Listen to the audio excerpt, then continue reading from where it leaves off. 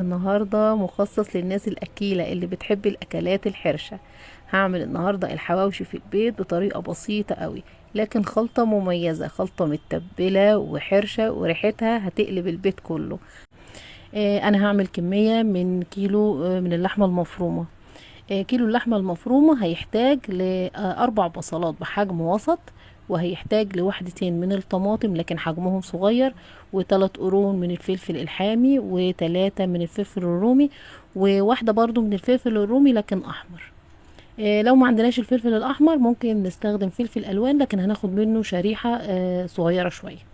بعد كده هحط البصل والفلفل والطماطم في الكبة وهفرمهم فرم ناعم جدا. احنا مش عايزين المكونات دي تبقى خشنة عشان ما تبانش في الخلطة بتاعة الحواوشي. ولو ما عنديش الكبة يبقى احط الطماطم مع معلقتين 3 مية في الخلاط، واول ما يبقوا عصير هنزل عليهم بالبصل شوية بشوية لحد ما يتفرموا برضو فرم ناعم. الكمية دي حلوة قوي على كيلو اللحمة المفرومة. لو عندي توابل حواوشي او بهارات حواوشي هاخد منها معلقتين كبار مليانين.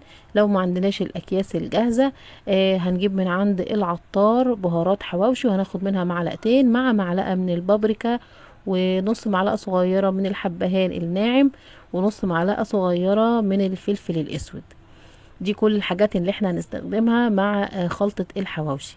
نبتدي بقى نخلط المكونات دي كلها او نعجنها مع بعض بالشكل ده. واول ما بدأت في تقليب المكونات مع بعض او خلطهم افتكرت الملح، وكالعادة طبعا بننساه كتير، فحطيت كمية الملح المظبوطة وخلطت المكونات كويس قوي او عجنتهم كده مع بعض كويس قوي، وكده بقت جاهزة. احلى حاجة هو العيش البلدي. انا عندي عيش لكن حجمه كبير شوية. لو احنا عايزين العيش المظبوط بتاع الحواوشي يبقى من الفرنة هنقول له عايزين عيش للحواوشي، هيعمل لنا عيش بحجم صغير نص تسوية، وبيكون العيش اللي بابا فيه تخينة شوية، اللي هو عجينة العيش يعني بتكون تخينة شوية، هو ده العيش المظبوط بتاع الحواوشي. لكن لو معرفتوش تجيبوا العيش دوت يبقى هنستخدم العيش البلدي سواء الصغير او الكبير، وهنفتحه بالمقص وناخد كده كورة حلوة من خلطة الحواوشي او عجينة الحواوشي اللي احنا عملناها، وهنوزعها في العيش. لو احنا بقى عايزين الحواوشي ده بنفس الريحة والشمخة كده بتاعت المطاعم، واحنا بنفرم البصل والفلفل هنحط معاه حتة من اللية لكن تكون كبيرة شوية. طيب لو ما حبيناش ان احنا نحطها في الخلطة، ممكن اللية دي نسيحها في طاسة ونزود عليها شوية من الزيت، وهتكون دي المادة الدهنية اللي احنا هنسوي فيها الحواوشي. بعد كده هنحط شوية من الزيت في الطاسة علشان هي دي المادة الدهنية اللي هسوي فيها العيش.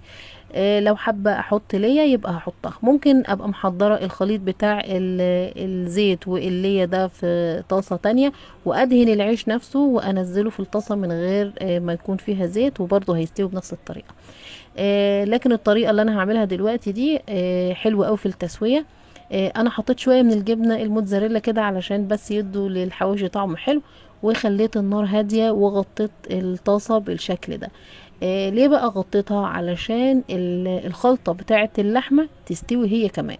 لو سبت النار عالية والطاسة مش متغطية فالعجينة بتاعة اللحمة او خلطة اللحمة مش هتبقى مستوية، العيش هياخد اللون الذهبي اللي حضراتكم شايفينه ده، ومن جوه هتكون اللحمة نية. فاحنا بنخلي النار هادية او متوسطة ونغطي الطاسة كام دقيقة. اول ما تاخد لون ذهبي بقلبه على الناحية التانية، ومش محتاجة في الخطوة التانية ان انا اغطي الطاسة، يعني لما بقلبه خلاص انا مش بغطيه تاني. تمام. بالشكل ده بيبقى واخد لون ذهبي من الناحيتين، لكن اللحمة من جوه مستوية جدا. فما نحاولش ان احنا نعلي النار خالص. ده الرغيف اللي انا حطيت له الجبنه الموتزاريلا. طبعا هي سايحه كده وتاهت جوه اللحمه، بس طعمه هايل هايل. لو حبينا نعمل الخطوه دي فهنستعملها، ما حبيناش هو كده طعمه حلو قوي متحبش ومتبل وجميل جدا، وطريقه التسويه كمان سهله وسريعه. لو عايزين ننجز بسرعه ممكن نحط الطاستين مع بعض ونسوي الكميه كلها على طول. طريقة النهاردة جميلة جدا وطعمها هايل، اتمنى فعلا تجربوها وان شاء الله تعجبكم. السلام عليكم.